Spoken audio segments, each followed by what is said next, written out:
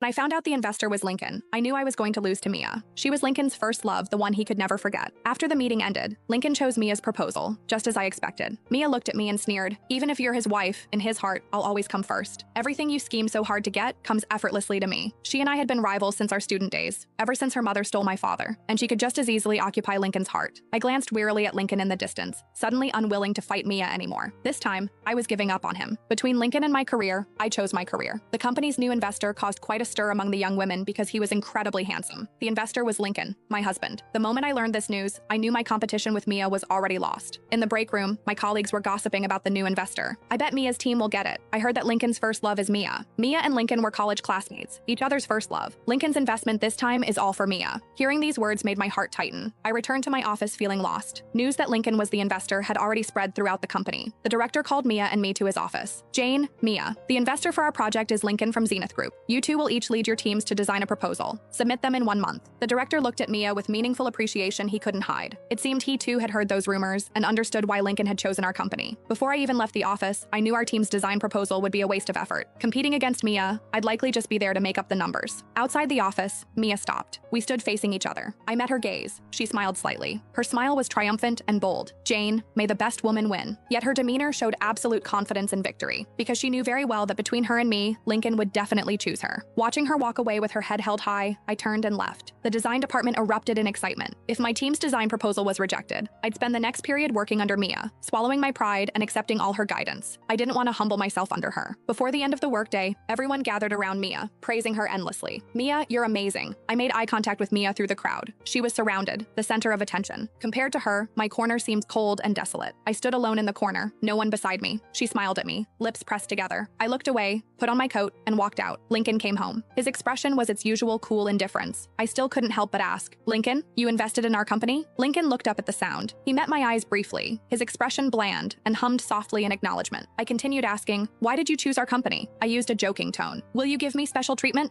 Lincoln's brow furrowed slightly, his expression serious. There wasn't a trace of amusement in his eyes. After a moment's thought, he said, "This was a decision by the company's senior management. The proposal isn't my decision alone." The implication was that even being his wife didn't matter. I didn't ask any more questions. He was always this cold and distant, following his own rules and logic, never willing to make exceptions for me. And I always humiliated myself hoping to become his exception. Lincoln turned and left, entering his study. The study door wasn't completely closed. I could hear him talking on the phone. The voice on the other end was Mia's. Lincoln occasionally laughed softly in response to Mia. After hanging up, he pushed open the study door. He walked to the entryway and grabbed his coat from the rack, putting on his overcoat and changing into dress shoes. He straightened up and said to me, "I have a business dinner tonight. I'm going out."